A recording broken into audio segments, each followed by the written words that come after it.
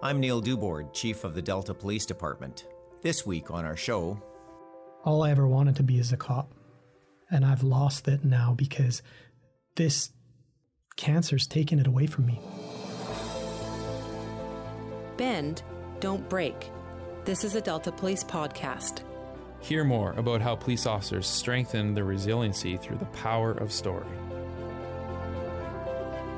Well, good day, everyone. I have been looking forward to this day for a long, long time, and I've got a real, true undercover officer here sitting across from me here, and this is an amazing story, and even more amazing is the level of resilience that we have in relation to this story that you're going to share with us today, Chopper. Just before we get into the story, though, I want to bring and thank our podcast listeners for something that's happened here. I was speaking to a lady by the name of Carolyn Sinclair, and she's the manager for the Provincial Overdose Response Team and very active in mental health for first responders. And Carolyn was over in Spain, and she was teaching a course around emergency planning and mass disaster for 24 students from 7 different countries. Most of these students were police and military.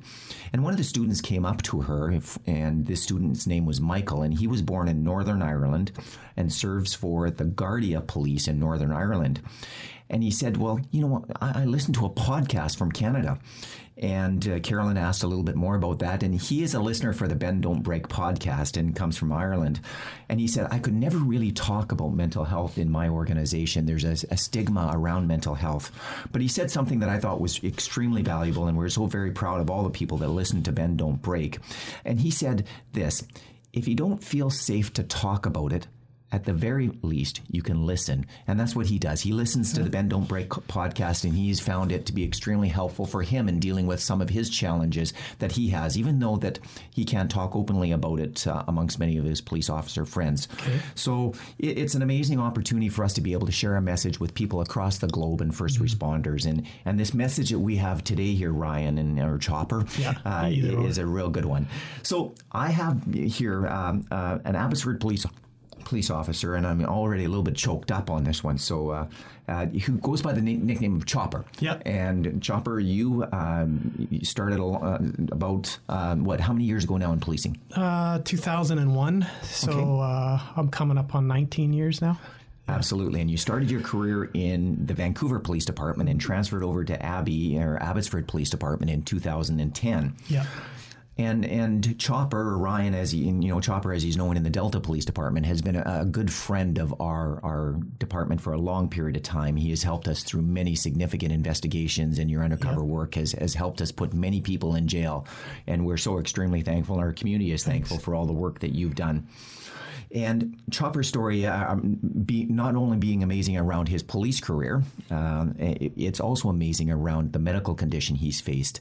And I have not only Ryan here with me, but I also have his wife, Estelise, with me here today. And Estelise is also an Abbotsford police officer. And you also came from Vancouver, I think, as well, didn't you? That's right, yes. Awesome. So we're going to have this opportunity to be able to talk a little bit about your career, a little bit about the wonderful things you've done to be able to help keep our community safe. And most people are fascinated with the work of an undercover officer. So that's a great story in itself. Yeah. But then we want to talk a little bit about a medical condition that happened in August of 2016, that's where correct. You suffered a seizure while you were on an operation. Yeah. And during that seizure, you had to get medical attention, and it led to the diagnosis of a brain tumor, a stage 4 cancer brain tumor that you've been suffering from for a period of time now. And the story that comes after August 26, 2016 is brilliant, absolutely brilliant. And I think that what you'll share with us today will be of value for many people for many years to come. So, First of all, thank you for being here. So we're thrilled to be able to have you here, and I'm just so proud to be able to speak to you. So thank you. So tell us a little bit about your early career, Chopper. Early career, I started, like we said, 2001 with the Vancouver Police Department. Prior to that, I started in corrections, federal corrections. I did about 3 years of that, and then went to the better side of that and got out of a jail and got into the VPD. And for me, it was always about policing for me. Ever since I was a young boy, there was nothing better for me than policing. All I ever wanted was policing. strive to have that, wanted to be there, didn't want anything other than that. So for me, when I got into policing, it was just so fantastic for me to be able to be a part of a team, work. For me, I started in the downtown east side and saw something coming from a guy from Campbell River, and working in the downtown east side. It was very surreal for me because I wasn't used to that. Like seeing these people just walking like zombies, some of them, and out in those streets, I was just like, I don't know where I am. So, but you also then transition at that point in time from feeling like that because you're such a small person in Campbell River. Now you're in the downtown east side in Vancouver, and then things switch too, because now you're working every day of your 4 on 4 off. And now you realize you're not dealing with these zombies anymore. It's not them walking around. These are the people that you are dealing with. So for me, I transitioned very quickly into a person who never was involved with drug investigations or anything. I started focusing with myself and my partner into the drug portion of the downtown east side and trying to help those people and always getting them to where they want to go. Hence remembering that you can try to get to people into certain areas, but people aren't going to want to do that unless they really want to do that.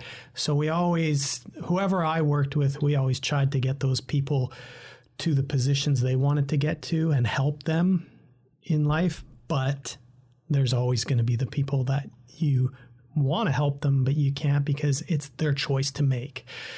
So for me, to make a fast forward from that, I spent my first 5 years in the downtown east side and getting into surveillance areas. And then from there, I went to a drug unit in Vancouver Police. So I spent about 4.5 years in drugs there. And in that's where I kind of got into the UC work as well, doing that. But my kind of area of policing has always been patrol initially, and then drug work, undercover operations, and surveillance. So if people look back at me and go, in the 19 years, what were the things you did, Chopper? The biggest things for you, it was always those 3 things. Surveillance was a big fan of me. Like, I love doing surveillance. Then the drug stuff was huge for me. And then I was lucky to get involved with the undercover operation stuff and going from there and being able to work with Delta, New West, Nelson, all these municipalities, and going and having the ability to go to those places instead of being stuck as just a VPD guy or moving to Abbotsford, for example, and doing both of those. I was lucky to do both, but very lucky to get to meet people through all these departments. And that was huge for me. Well, it's interesting. You've spent a great deal of your career avoiding any limelight, avoiding being, the cameras and the photography and the media, because you obviously, when you're an undercover operator, you don't want any part of that. That's true. And the last 3 or 4 years, you've really come now in front of that. And I know that you're very active in being in front of the camera and social media, and that's a huge transition. I just want to talk about one more project before we sort of move forward to 2016. I know that you were heavily involved in a project that we did here in Delta called Project Starboard. Yes. And it led to a great arrest. So do you want to talk about that? Yes, it was. I can only speak on what I was involved in because I know Delta did such a great job with Starboard. Like, hats off to them. I listened to the start of that when it happened and was a part of that. But then, as people have to understand, there's so many people involved in Starboard. I was just a little portion of that. And luckily for me, my sergeant in the undercover operator portion of it, asked if I would be involved in helping with Delta and that. And I said, I'd love to do it because I've had previous encounters with Delta, with undercover operations and stuff. So of course I wanted to be a part of Delta. And with that part for me, there was a lot of female undercover operators involved, and other people that were doing the grunt stuff. And I just lucked out and was asked if I can be kind of a higher level guy, where I was a mid-level drug dealer guy. And it was allowing Delta to get more information by utilizing me, and then getting everything they needed for their evidence going forward in that. So for me, I was just a simple guy that went out and bought, I think it was strawberry cocaine at the time, which I had never heard of. And I called the people in Delta in drugs here, and I said, I've never heard of strawberry cocaine. And when I started researching it, it was back in the 70s in California with lawyers and more higher level people. And it was like a recreational drug. And so I had to do some research before I just came out and said to the bad guy and said, oh, I want to buy strawberry cocaine. Like, you kind of know what you're talking about before someone challenges you on that. And then luckily, just speaking to the two bad guys, I'm trying to figure out what I want to call them, but bad fellas,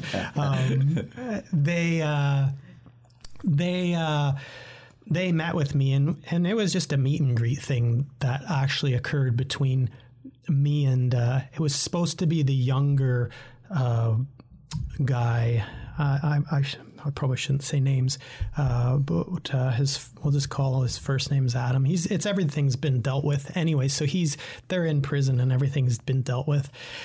But it was supposed to be me and this young kid just meeting in Richmond and asking about buying drugs. And so there was nothing to worry about, I thought, but he was challenging me and going after a lot of things that, I was asking, and he was trying to figure out if I was a cop really, right? So, but at the end all be all, it was supposed to be this young kid, but the main guy showed up on the very first day, and he wasn't supposed to be there. And so it was kind of worrisome for me at first, because I was like, I don't want to blow Delta's whole job and mess this up. And you're by yourself too. Like, you have people that are going to help you, like cover people and everything like that. But eventually it's no different than you and I. If we're going out together and it's just you and I got to figure out how to get through this, and you got to figure out how to get through me, and we got to do that. So in the end all be all, luckily the main player guy, he did end up liking me, and we had a liking to each other. And then from there, the deal was done a few days later.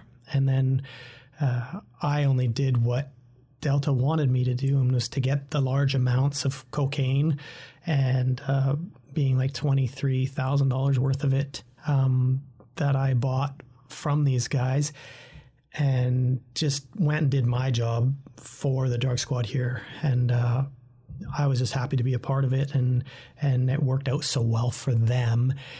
And then after we did a few deals, they ended up bringing out Pebble heroin, which wasn't even supposed to be on the table. And they just started talking about it. And of course, as a good UC, you're not going to just say, oh, no, I'm only talking about strawberry cocaine. So I let them run with that. And I'm like, oh, you have pebbled heroin. And so we eventually, when it was the investigators' time for here in Delta, they were like, get the strawberry cocaine, but also buy the pebbled heroin. And we did that. And eventually I didn't know what was happening till it happened at the end, but it was one of the largest fentanyl production. What do you call that? Labs? Lab, thank you. Yeah, labs, yeah. That's exactly what I'm trying to say. And again, so Delta allowed me to participate and play with that, and which I was happy to be involved with. But in the end all be all, it's always what Delta did. That was their file, and they did a really good job with the whole thing. Well, the truth be known, everyone, that Chopper's being very humble here. Certainly, he was instrumental in this, and anyone who's interested in it, it's called Project Starboard. There is news releases on it, well over $1 million in cash, all kinds of firearms, heroin, cocaine, fentanyl, and at that point in time, it was the largest fentanyl bust in BC at that point in time. Correct. I'm not sure whether it's been, what its status is now, but you were instrumental in that. So you're being very humble. Yeah, but thank you. You certainly were, were great and able to befriend both of the suspects on that particular file. So thank you. Thanks. So I'm going to move us a little bit into 2016. So tell us about that day back on August 26, 2016. And for the listeners, so I have Chopper's wife here as well, and sometimes he looks for a word. That the cancer has impacted his brain now in a way that sometimes he looks for a word. So if you see us jump in and try to fill a sentence, Chopper's given us the sign that help fill in the sentence. That's help. Right. Yeah. And we're trying to work through this. So I'll let you go to August. Sure. So August 26, I believe it was, correct? Yeah. 2016. Usually I would never even remember that day or date, but it's actually one of the biggest days or dates in my life, as I am right now, 45 years old. And he looks 29. That's right. I remember that day I was actually working as a surveillance member with CFS-EU. For those people, I don't know if you want to... Sure, and that's our gang unit. So typically in the lower mainland here in the Vancouver area, we have a coordinated gang unit with integrated teams. Yeah. And they do a ton of really great work in relation to big the files. Gangs. Yeah, and organized crime. Yeah. Yes. So it was just like any other day for me. I guess I'll get to it in a second. The reason why, the one part of it was the best thing that could have happened for me was I was afoot that day in surveillance. So obviously for people in surveillance, and I'm not giving anything up, a driver and a foot, to me, a foot, I just wasn't driving that day. That's all people need to really know. And we were supposed to end that day at 5 p.m. and we were asked by the investigators to stay till 7 or 7:30 that night. And we were all okay with it. Everyone on the team was ready to do that. And as we were putting the target into bed, let's just call it that night, we were being told that we were going to put them into bed and we were going to go home. And it was just around 7 o'clock, 7 p.m., 6:30, around there. I think 7. And I heard them call us to get up into other vehicles, and my partner wasn't even there at the time. He was at a set somewhere else in surveillance, but the road boss happened to be driving by and just saw me and said, "Jump in." I jumped in, and we were going to go to do a debrief, and we were going to leave to a different location to do that. But on the drive through the location, I remember this. It's funny because there's some stuff that I can't even remember with my brain from last week, but I remember this pure as anything. I was looking to the right and my driver was looking to the left on Granville, and we went through Granville and I cleared my side. The driver cleared his side and we went to the next minor. And as I was clearing my side, all of a sudden, I just went out. And from what I don't remember anything, but what I do remember is what was told me by my driver. I've always been a joking type of guy. And at first he thought I was farting in the car, but I actually wasn't. I had fallen over sideways because he couldn't see me, and I had a grand mal seizure, and I started frothing. So when I actually turned the other way and he saw me, then he was like, "Oh my God, what's happening?" And then he called the proper people that you need to call through the surveillance channels, and then dispatch and everything. And what ended up happening is I had a pretty bad seizure, obviously, and I started frothing out of the mouth, and I don't remember anything. And then what happened after that was about 10 or 15 minutes, quite a long period of time. I remember waking in an ambulance, and that's all I remember. And the first thing I said, there was two guys in the ambulance, one guy driving, and they said, "You had a seizure." And I said, "That's impossible. I've never had a seizure in my life." I said, "We were T-boned." That's what I said. And I said to the guy, and he's like, "No." And they're working on me, doing stuff, and they're putting lines on me. And I'm like, "No, I had, we were in an accident. We were T-boned. I just didn't see what happened." And we kept fighting, him and I. And but the crazy thing that started happening was there was only three things that were happening. I was very sweaty, and I felt vomiting all the time. Like I just wanted to vomit and vomit and vomit. And I kept saying to them, like, "I'm going to be sick. I'm going to be sick." And the other problem was my brain was really starting to hurt. Like it felt like you had, what do you call that again? Migraine? Yeah, migraine. Like a migraine, because I've never had migraines my whole life, and I've been very lucky with not having like Advil or stuff like that. I've never really done any of that or used it. Just been lucky. And so after those three things, literally within 2 minutes, we arrived at VGH. And luckily we were close by. We weren't very far off. And then they took me into, what was the area called again? Sorry. Emergency? Yeah, but it's more the like trauma emergency. Like they were going Critical care. Yeah, the big care, area, yeah. whatever. Intensive care. And I remember when I was kind of waking up there and figuring out what was happening, I had no idea where I was. I know the doctor was looking at me at the kind of the front of where my feet were. And that's when I first saw Estelise and my son Ryder. They were kind of behind the doctor, and he was saying to me, "Do you remember the day this is?" And I said, "I have no idea." And I couldn't even make a guess. And then he said, "Do you know who the president is right now of the USA?" And I was just looking, and of course, I cheated a bit, and I kind of looked past the doctor, and Estelise was kind of waving at me and trying not to make any noise, and she's kind of like, "The black guy," and I'm like, "Oh, Obama!" And then the doctor turned around and was like, "You can't cheat. Like, okay, you can't ask your wife." And I'm like, "Okay, well then I don't know."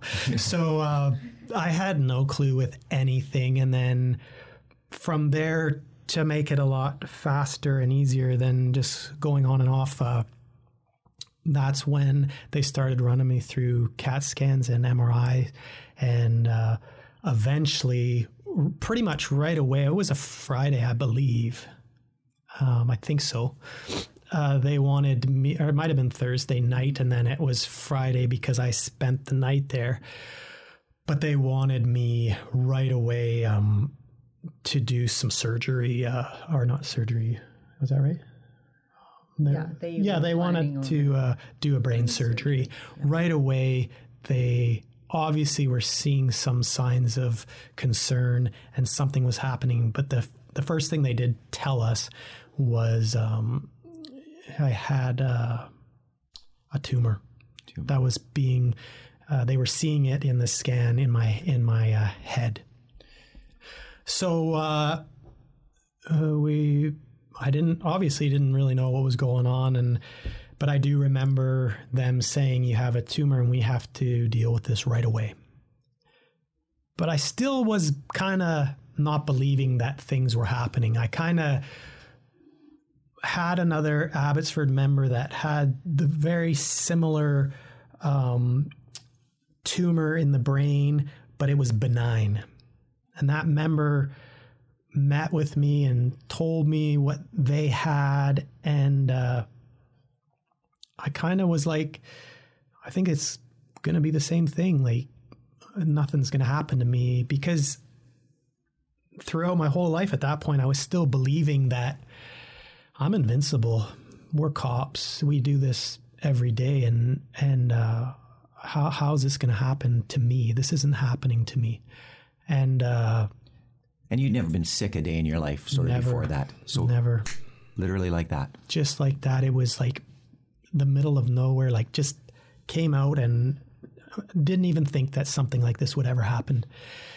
So from there, they actually did send us back home for a few days, and then early September, so like a week or a week and a half later, they prepped us for the first brain tumor, the surgery, yes. And we went out there, and my whole squad was waiting at VGH when I got there that day. I didn't even know that they were going to be there, which helps a lot, especially for someone like me. You want to be as positive as you can be, no matter what you're doing or going through, and fighting for everything that you can, but you can't do everything. So you do get that. People, even today, people come by my house just to stop in and say hi. And those people won't ever understand how much it means to me. They'll never, ever get it, because unless you're dealing with it, how do you understand? So it was important for me. We did the brain surgery, and I just thought everything would be okay, and we'd work our way through that. And eventually, when my brain neurosurgeon, when he brought us a few weeks later after everything, and he said, we got to go through everything. And that was probably the worst day of everything that ever happened to us. I know it was just Estelise and I that day. We left our son. We had my parents looking after our son. And I just remember being there, and I was joking and I was laughing with the neurologist, doing what I always do, because why is it going to change anything different? It can't, to me. Like, I'm going to be who I am. Even if you punch me in the face today, I'm still going to laugh when I walk out of here, because it's not going to make anything better for me. So I sat there and listened, and I remember that day, because remember, I'm a police officer and I'm pretty stupid. So aren't we all? So when it comes to someone who's a doctor and a neurologist or a neurosurgeon, any of those people, they're smarter than me. So he told us that day that he said, you have glioblastoma from what you had that during the surgery. And the first thing that came to me was, I have no idea what glioblastoma is, because probably there's ignorance in me, and maybe other people too, because you've never had to go through that. And there's probably people that have gone through 55 other types of cancer that I've never gone through, because I was ignorant to think of what they had. So when he told me, and he said glioblastoma, I looked at Esteliz and I said, I have no idea what glioblastoma is. And so I looked at the doctor and I said, can you please tell me what glioblastoma is? And he goes, because I remember this to this day. And he said, do you know Gord Downey? And I said, well, I do know Gord Downey, and I'm not going to be ignorant and tell you that he's my biggest fan. Growing up as a young child, I never was a tragically hip person. I was into different types of music, but this was a big day for me. This was where this guy told me, because he knows I like music, and he said, you have what Gord Downey has. And I said, the first thing I said to him is, well, isn't he dying? And he looked at me and he just said, kind of put his hands up and down, or his face up and down, nodding. And to me, I said, the first thing I said to him that day, I said, well, he's dying, but I'm a cop and I work with cops, just like everyone in here. They're all police officers. What we're going to do is we're going to figure out how to destroy this. And do you know what he said to me? Because it'll always be something that I keep to me. He said, this is a fight you're not going to win. And I kind of backed up and I was like, hold on a second. We've fought everything we've done since 2001 when I started policing to 2019 now. We're always going to fight. We're police. If you go out and you go to a domestic and somebody starts to attack you, you just call for other police officers and then we win.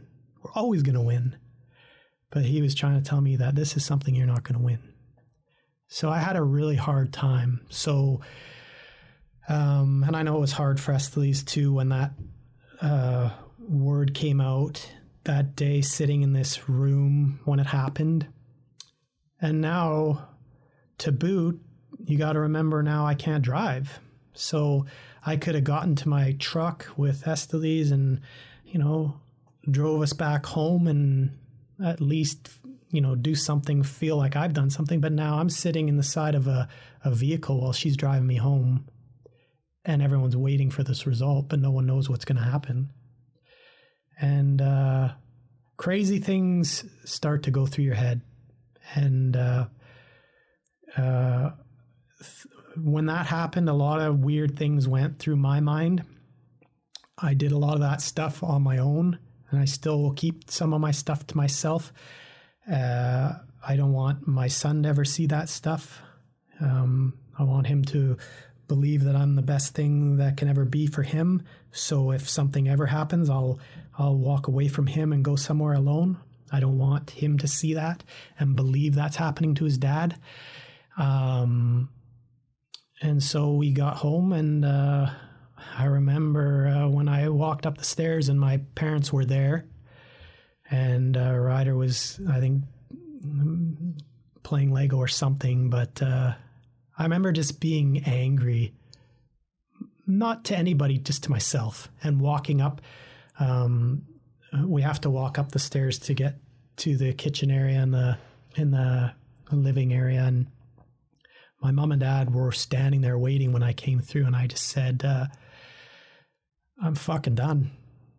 And that's all I said. And I don't know why I said that. I don't know if that was wrong of me to say it. But my mom was, what's going on? What happened? And I said, we're fucking done. And that was it. And she's like, and then I just went to my room and I sat alone for a bit and did my own thing. And it's a very hard concept to deal with, because I still get people today that they will know someone or a family member, and my someone had breast cancer, and I understand all that. I fully understand that, especially a person like me or Esley's that we've been through for the last 3 years. But the problem is, and I'm not trying to minimize breast cancer, and I don't want to minimize anything, but I also am a realism kind of person, and everything's real to me. And back in the 80s and the early 90s, we had a huge problem with breast cancer. But the thing with breast cancer is it's changed so drastically to 2019 that there's a lot of people nowadays that can survive breast cancer. And I really like those people because I know that they're going to survive. But the problem with glioblastoma that I try to explain to people, because they'll tell me, oh, go to Mexico, do this, do that. It doesn't work that way, because if I could survive glioblastoma, which I can't, if I can survive 5 years, if I can survive 10 years, if I can survive 15 years, I'd love it. But there's also anyone who has a glioblastoma is told you have 2 years to live. And then after that, it's going downhill pretty fast. So, with glioblastoma, what I was trying to say at the end there was just that I can't survive what I have. You're given right away stage 4 glioblastoma, brain cancer. You're done. Like, you can't start at stage 1, 2, 3. It's 4 and it's terminal, and it can happen fast. I've met a whole bunch of actual people that have glioblastoma, and I've had police officers asked to meet with me, and they've found someone that's a friend of theirs or somebody that they know in the world that they, parents, friends or something, and they have glioblastoma. Would you talk to them about that? I said, 100%. Even if they don't know me, I'll talk to anybody. But I'll tell you one thing right now. I've had 3 people that I've gone through this with in the last 3 years, and they're all dead. And it's unfortunate, and I feel very bad for them. But there's also that thing that I have to keep going forward for what I'm doing. And it's for me, and it's selfish. I get it. It's for me. It's for my wife. It's for my son. Those are the 3 big things right now. I appreciate every single thing that it's given me every day. And it's changed a lot since I was started as a police officer. I didn't ever think of things like this could happen to you.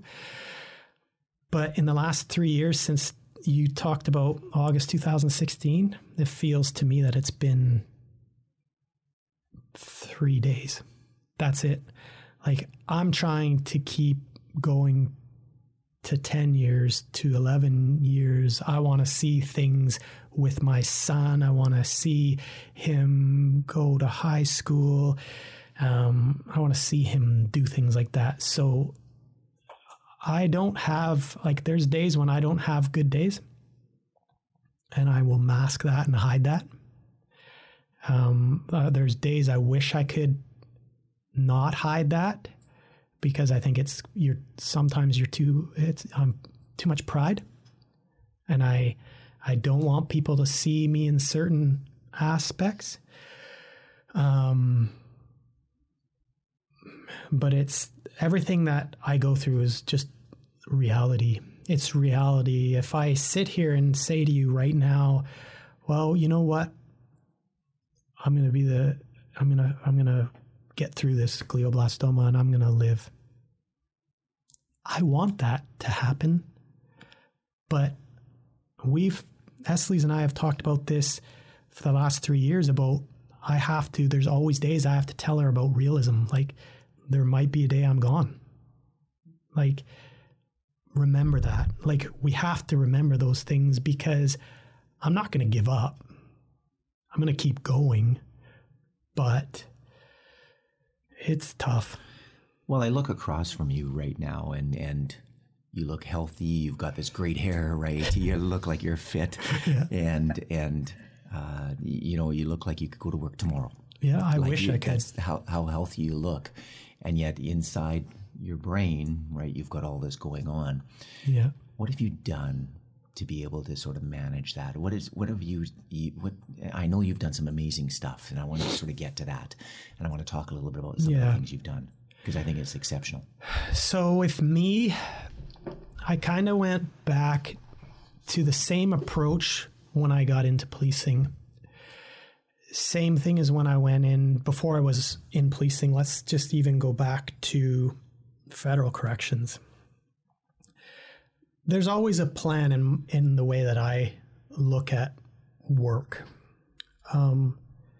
If I was to work in a prison, I'm not going to go into the jail and I have to sit inside wherever I'm working with the inmates, and not think of the plan. So I always have a plan of what I want to do. If this jail's going to go up tonight and everyone's going to attack everybody, well, I want to have a plan. So I always have a plan. And it's no different in policing, I would imagine, with a lot of people.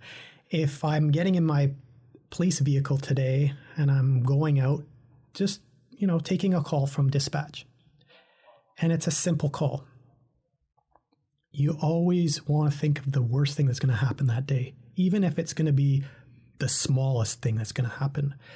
That's the way I always interpret policing, because the problem is if you just assume something's going to be fine that day, that's going to be the day when you're attacked or someone tries to kill you. And we can even talk to Estelies about that. Like the day that happened to her in Vancouver when she shot and killed the fella, she didn't expect that to happen that day, and nobody would expect that to happen. So for me, to answer your question, is to always use your brain to think of what you're going to do to get to the best ability that you need to be. Because I'm not the biggest guy too. There's lots of guys that are bigger. Like, look at Aaron. He's got his pipes hanging out right now. That's right. Mr. Plant-based, right? That's right, exactly. So, there's always someone that's bigger and better than you, no matter what and no matter where you are. So you always want to take advantage of what you have in front of you. The other thing is just, for me, was working out. Like, it's crazy when I think back to that August 26th, right? August 26th, the week prior to that, I had done Monday, Tuesday, Wednesday, Thursday, Friday. That week prior, every day I had done trails. I'd running trails.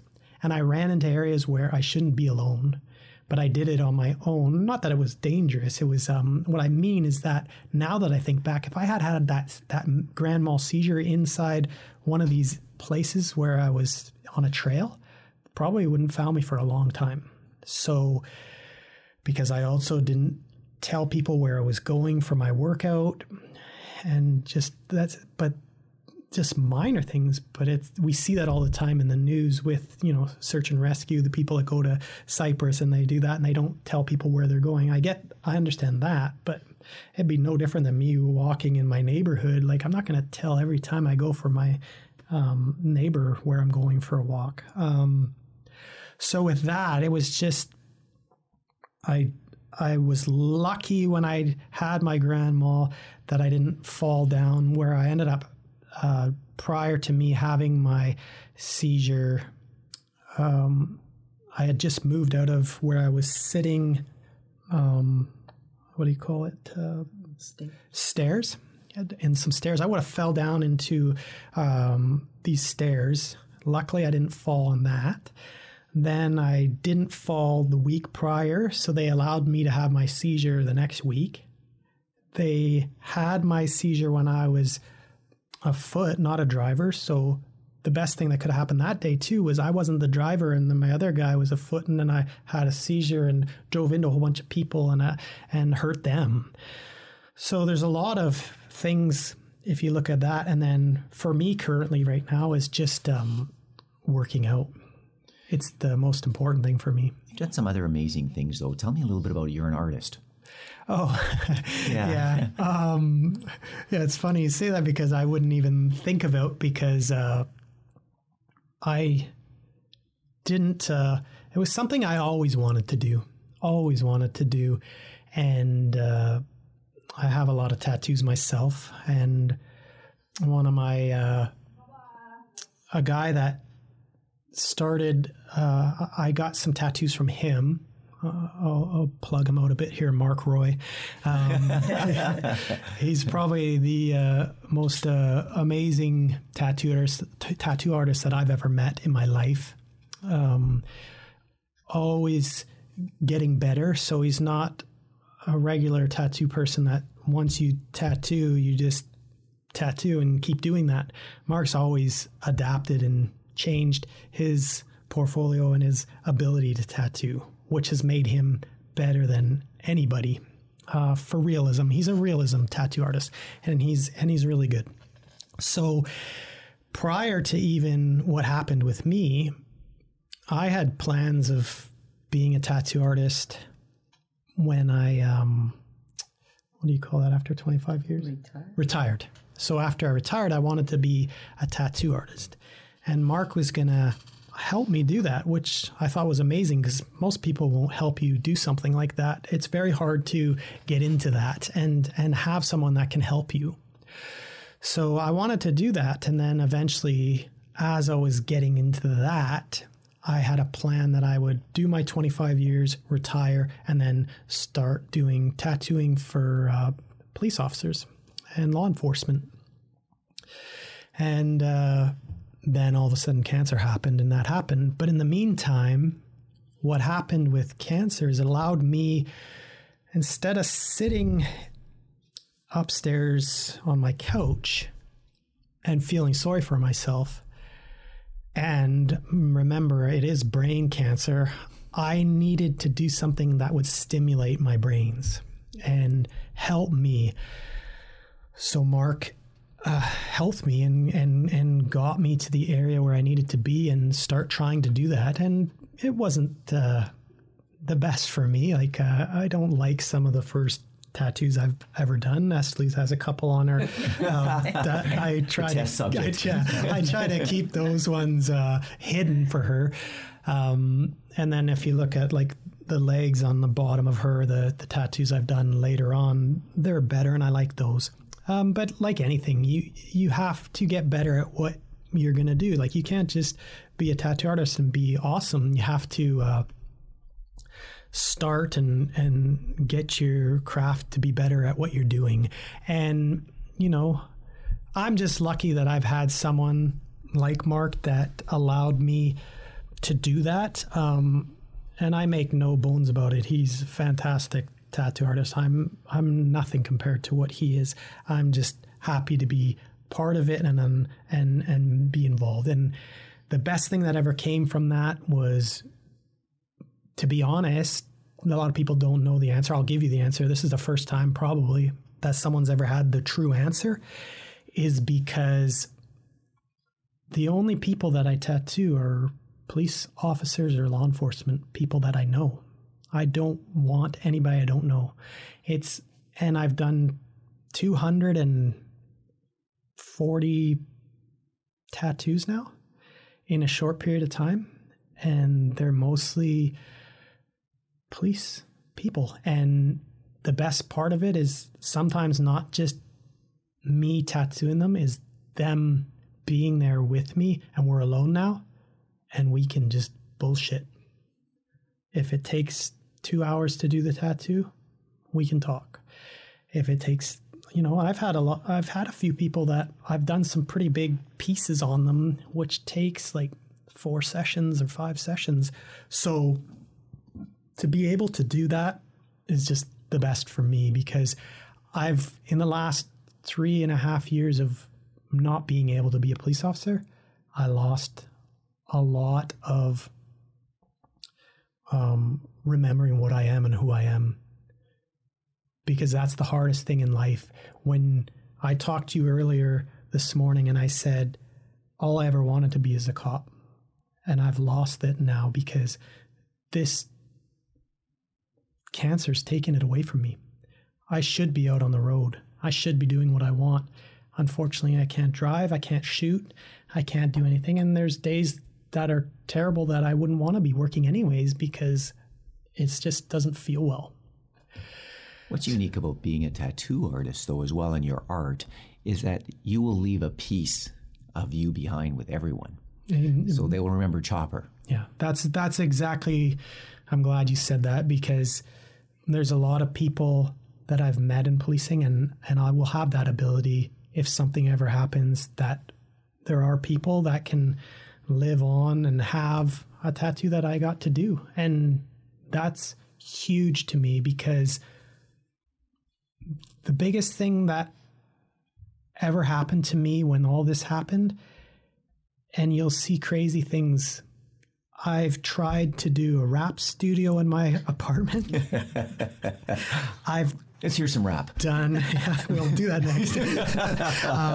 I've tried to do a rap studio.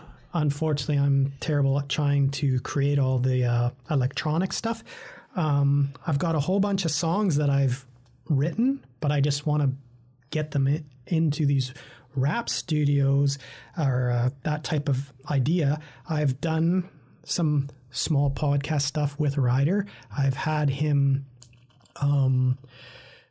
do a podcast with me, and I'll tell Ryder, ask me questions, and he'll be like, do you like tigers? And I'm like, sure. But it's genuine, right? Oh, of course. Who doesn't like tigers?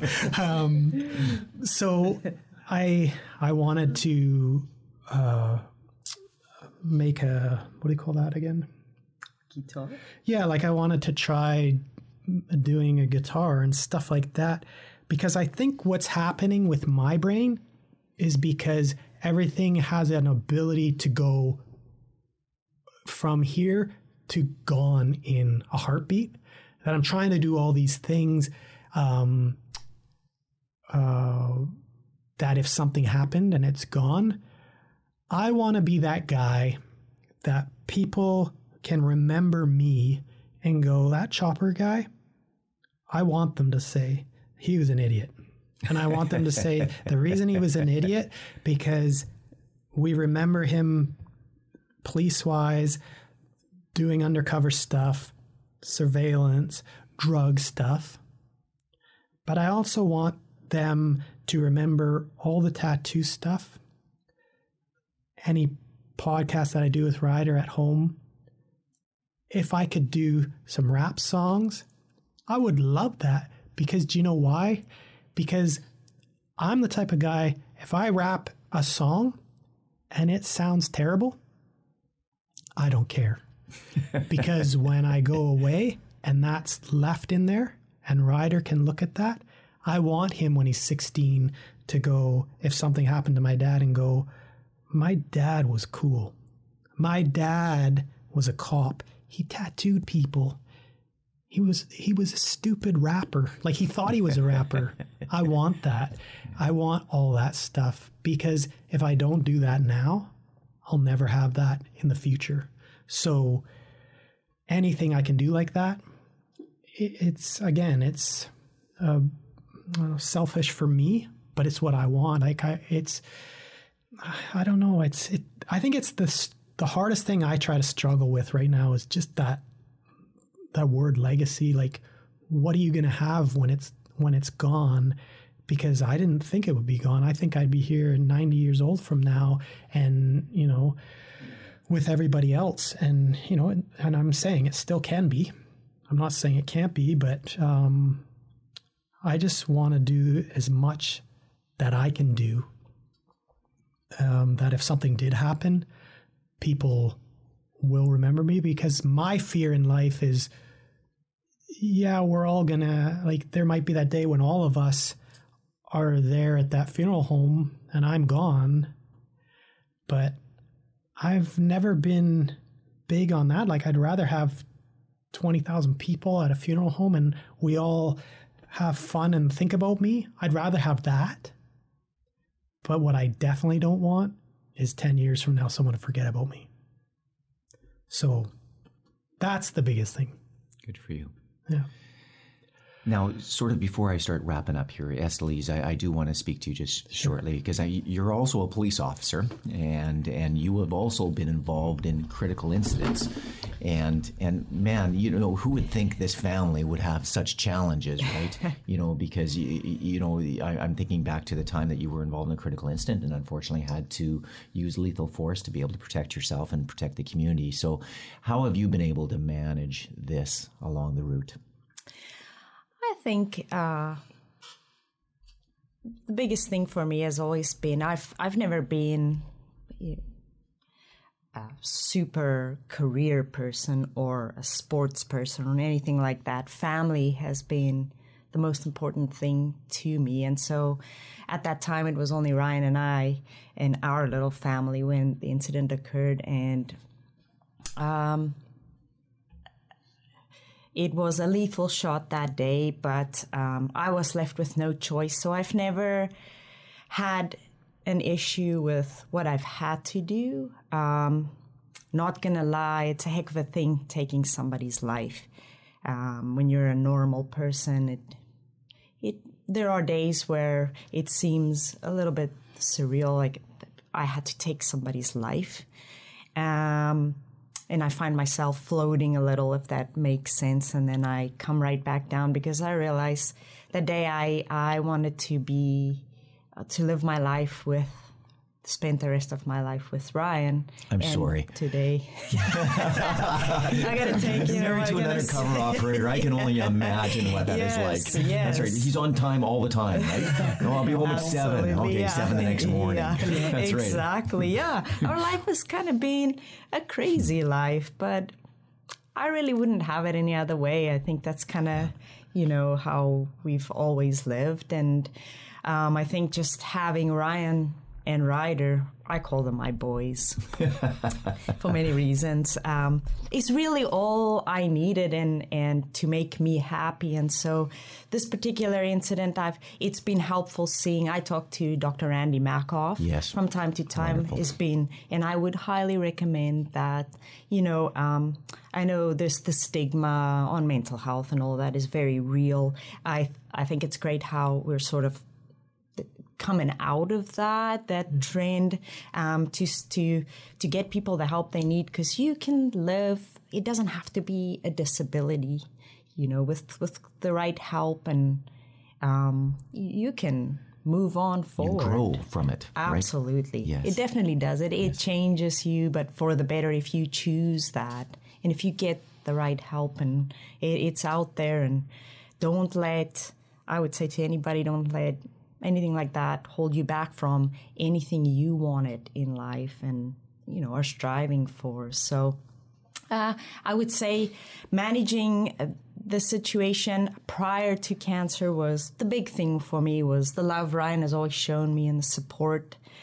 I remember when the incident occurred, I just wanted to see him. That's all I wanted. And, obviously seeing a professional talking about it, getting some pointers and then moving on. I have, since 2016, not thought about it too much. Everything has taken a background to this, and now I feel like the most important...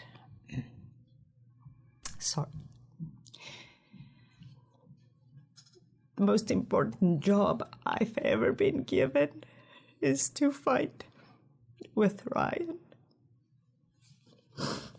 And that's my whole life. And I'll never give up either. In the fight, we're in the trenches now. And we're facing a demon. I realize glioblastoma is a heck of a cancer.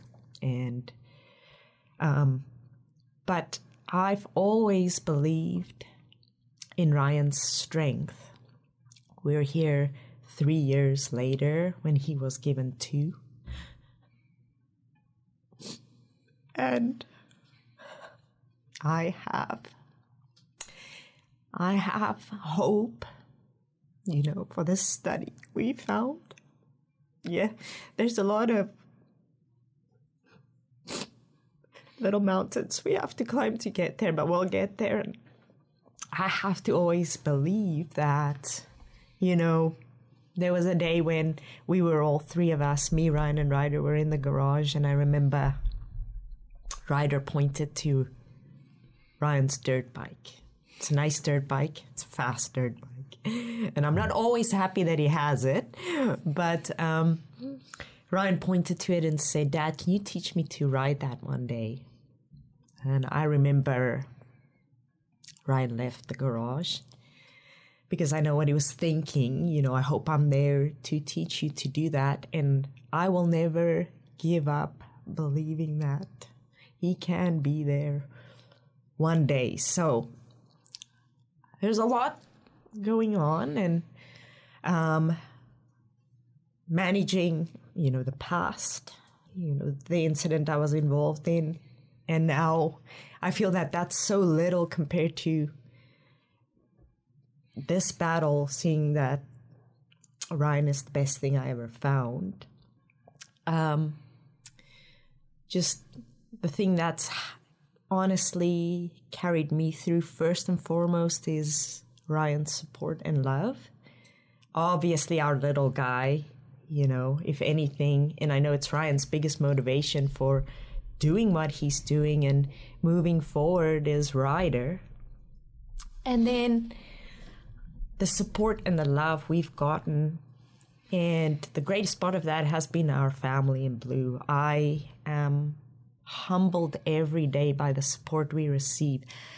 And I remember the first thing I always remember every day is I think about how must Ryan feel today. I always put myself in his shoes for that day. And the second thing I think about is I get another text or a call or a drop by somebody. And I always remember that nobody owes us a single thing. Yet people are so willing to help and give and check in. And giving doesn't necessarily have, hasn't always been money, not that, but time and effort. And I am so grateful for that. I truly believe that if we didn't have that, we wouldn't be here today. I think I would feel very alone in my little struggles, which some of them I've put in a box for now, seeing that, we are in the trenches and the bullets are flying and, there's no time to necessarily deal with everything healthfully, but healthfully putting those in boxes and looking forward. And I feel like I have a whole army next to us fighting with us. And it's like Ryan said, when somebody spends a little bit of time with him, they will never know how much that means to him. I 100% agree with them. People show us support. A visit with Ryan, contributing to what we're trying to do, asking if we need anything, any help. They will never know how much that means to us. So I'm managing with all the love and support is the thing that's helped me through, the PTSD and all that I've been dealing with. It's just washed over all of that, and I feel like I have everything I need to do what needs to be done next. Well, I could literally talk to you for hours. We could get into some of your operations. I'd love to be able to have a few laughs with those because I'm sure there's some stories you can tell. And I know from all of your friends who have spoken to me that you tell some amazing stories. So, yeah, and certainly, although this has been one of the most difficult podcasts I think I've done, it's been tremendously rewarding. Good. I understand you've had an interaction with Keith Logan from the BC Municipal Undercover Operations, that unit, the shop they call it. And there's a story there that I want to grab from you that I think is so valuable. So maybe I'll let you go from there. Sure. So it made a huge impact with me. And what happened when I went through the JI in 2001, Keith Logan was an instructor there, and that's how I met him. And the things that happen in life may just be minor things that happen for certain people, but for other people, they impact things. And so what happened with him was later on in about 2009 or 2008, that's when I got into the level 2 aspect of undercover operations. And I had known everything that he had done, and he was a part of the BCMUP back in that day, and that's where I wanted to go in my life. And I got to be a part of that, and got into level 2 operations, and then went on to be a successful level 2 undercover operator. So then what happened was, I want to say it would be 2000. I know Ryan's going to kill me, but my brain's so bad. So Ryan Logan is Keith's son. So Keith passed away with cancer. And it was 2000, I want to say 2008, 9, or 10, in that area. And it was important for me to go to the, what's it called? The name I'm trying to say? For the funeral? Ceremony. The funeral. Yeah. So it was important for me to go to Keith's funeral because not only A, was he one of my instructors, which I thought was very important, but he paved this way for younger people like me that were now getting into undercover operations. And to me, I'm one of those guys that you always gotta, pay reference to people that started something. And it's not like I started the undercover operation. Like, these people paved the way for me. So I felt I had a hard time going to the funeral for Keith. And I never, when I walked away that day, I never spoke to Keith's wife, and I never spoke to Keith's children. And then as I left that and things moved on, and obviously what happened to me with cancer, I was teaching at the JIBC. So now I'm thinking I'm kind of like back where Keith was. He's teaching, I'm teaching. And I just happened to go this day to teach the recruits, because I sometimes will teach the recruits when they're there for their drug days, whatever you call that. They do about 1 or 2 days of drug investigation. Thanks. So I've been doing that with the JIBC and helping them out with that. And the one day I was there, one of the sergeants said, Keith Logan's son is in the class. And Ryan is his name. And he didn't know that he would even know who I was, because he shouldn't know.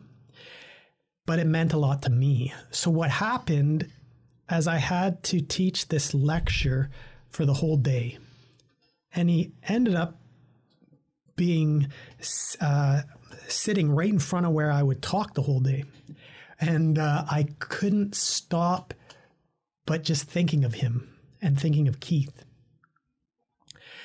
But trying to be, to do my job like you would as any person that does a job, I needed to do the job at hand, and that was to do this lecture for all these recruits. And then finally, at about 3:00 in the afternoon, it was time for them to go. And he was going to walk past, and he shouldn't know any different. But for me, I reached out and I grabbed his hand, and I asked if he would be okay with me talking to him.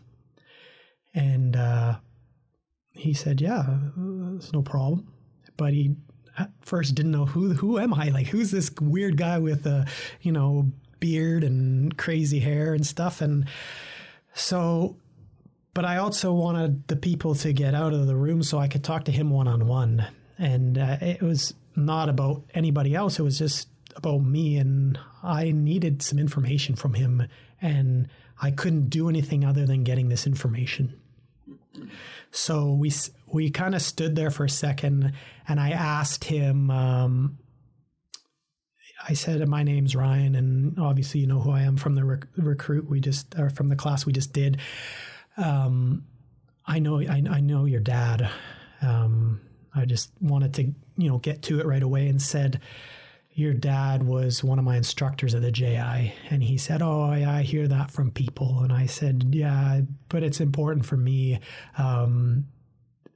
He was one of my instructors, and he really paved the way into undercover work for me. And it's important for me, and I need to kind of explain that to you. And he heard, before I kind of talked about the drug stuff in that morning, I said, I have cancer, and kind of went over my story for them. So he knew what was going on. And then I eventually said to him, I said, can you tell me some stuff that you remember when your dad passed away that'll help me, because I have a 7-year-old son. And he had no issues talking, which was good and fantastic. But what happened is he was explaining to me about, taking lots of pictures if something happens. Because I was in that stage still. It was really early in my cancer, and I was having a hard time of, am I going to die? What's happening to me? So I wanted to ask Ryan Logan, I said, how's it going to be better for me with my son? And he said, well, take lots of pictures, because you need to have a lot of pictures with your dad, like with my dad, he was explaining. And I said, well, I understand that, because it was, remember, back in a while back with his father passing away, and he didn't have the technology we have now. And I said, I've been doing a lot of Instagram pictures with my son, and the reason I take those pictures on Instagram is so if something happens, my son sees that. But it was very interesting that it caught me off guard. Is he put his head down in front of me, and like most men are, and the way they feel, I have a hard time just as much as probably he did, as he looked down, and he started crying, and I had a hard time with it. It really made me sad too. And he says, I miss my dad's voice. So it really hit home for me with him, and this person that I don't really know him, but I knew his dad, and he was willing to talk to me about something so special with him and his dad that he allowed me to talk about that. It was really something awesome, and it made me realize that everything that I want to say, again, the podcast thing, I just want it to always be there for my son, because it was huge for me, because it actually is very important, because once you don't have those voices your dad has, you can't get back to have that. So it was a very emotional thing for me. We ended up talking for about an hour and 15 minutes that day. And then I've actually tattooed him as well, which I was happy to do because I really wanted to do something like that with him, having that connection with his father. It just meant a lot to me. So I don't know if I missed anything other than that. Aaron is good.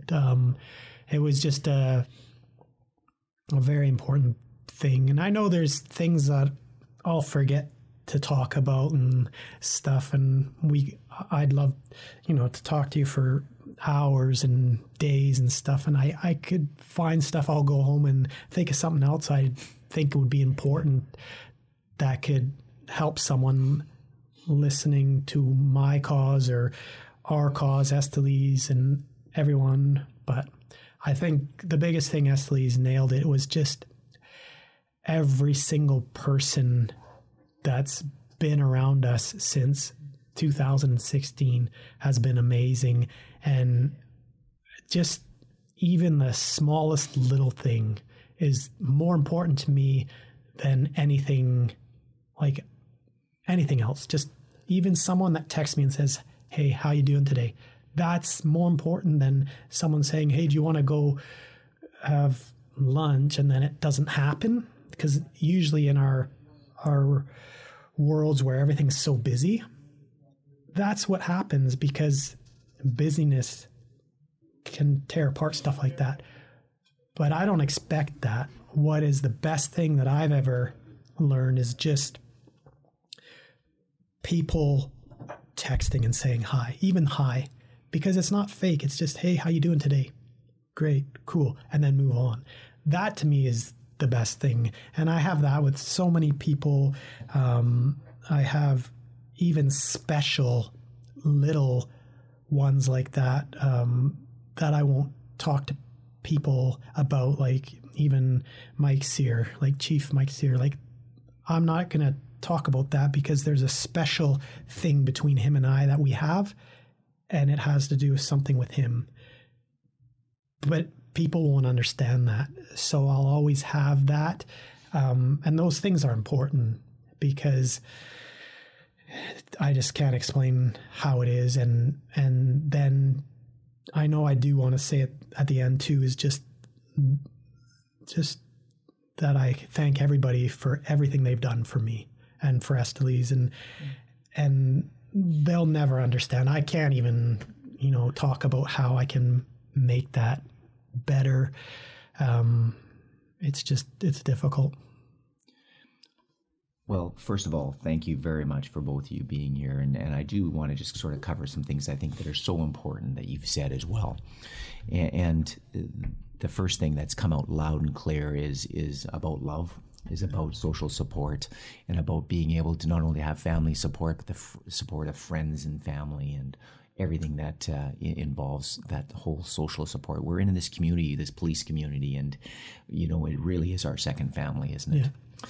The second thing I think that was important is that, you found a passion of yours. You found your art, your tattooing, and as a result, you were able to leave a piece, with everyone of Chopper and of what you're building and what you stand for. Another thing I heard you mention that was significant as well is hope, right? There's always hope, and the fight always goes on, right? And recognizing that prognosis is awful, right? But there's always the hope, and that hope makes you drive forward every day. Absolutely. And I think that the last thing I wanted to mention that I think that you've also said is that it really is every day, right, is that game of inches. You wake up that day and you're going to deal with that day. Yeah. And if you can't focus too far ahead, right, because you don't know what that future may look like, but you focus on today, and today will be the best. And certainly those are lessons for all of us to be able to take away. Chopper, Estelise, thank you for coming in. Thank you. The only thing I don't want to add any insight. I think everything's been has been amazing. You coming here and telling us your story, as you as Estelise as well. I just had one kind of little quib, kind of funny note that I was listening to you tell your stories is about the tattooing and Masales being your canvas to learn on. And if you're sitting across Masales, she's a smaller lady, and I'm thinking, man, he had to get good quick because you didn't have a big canvas. That's right. That's it. That's all I want to say. Yeah, no, it's just small. Yeah. Well, let me conclude here by saying, number one, you're beautiful people, right? So Thank you. Thank you so much for the honor of being able to hear your story. Oh, thank you for letting us come. It's awesome. And for what it's worth, it seems very insignificant after hearing your story, but I do have what we call a commitment coin from the Delta Police Department, and just in relation to your commitment to sharing your story, and hopefully people can learn from it and feel better for it. So, we'll give that to you, and thank you so much for what you did. Thank you very much. We appreciate that. That's awesome. Thank you. I would encourage all the listeners to be able to go on to our website and be able to take a look at the pictures of Chopper and Masales as well, and you get a good idea what an undercover operator looks like. There you go. That's right. He's a true undercover operator, and great police officers as well. So thank you for this gift you've given us, and I hope all is well into the future. So thank you. Thank you. Thank you very much. Very much. These productions never come without a lot of work from everyone involved. A big shout out and thank you to Constable Aaron Hill, Melissa Granum, and Nikki Hewitt for producing and recording, and of course post-production done by Podfly. Chopper and his wife Estelise are two of the strongest people I have ever met. Normally we put out a podcast about once per month, but recognizing Chopper's condition and the fact that he has a GoFundMe page to raise $200,000 to get him to Arizona for a new treatment, we've pushed this podcast out sooner. The next guest we'll have on our Bend Don't Break show will have to be a surprise, because you know what? We just haven't recorded it yet. If you want to support Chopper in the fight for his life, go to his GoFundMe page. Here's the address for it: gofundme.com/F/fight-Chopper. So let me say that again: gofundme.com/F/fight-Chopper. Thanks for listening to Bend Don't Break. For more episodes, you can find us on iTunes and Google Play. If you have a story to tell, go to deltapolice.ca/podcast to submit your idea. Don't forget to subscribe to and rate our podcast. And if you want to connect, we're on all major social media platforms. Once again, thanks for tuning in.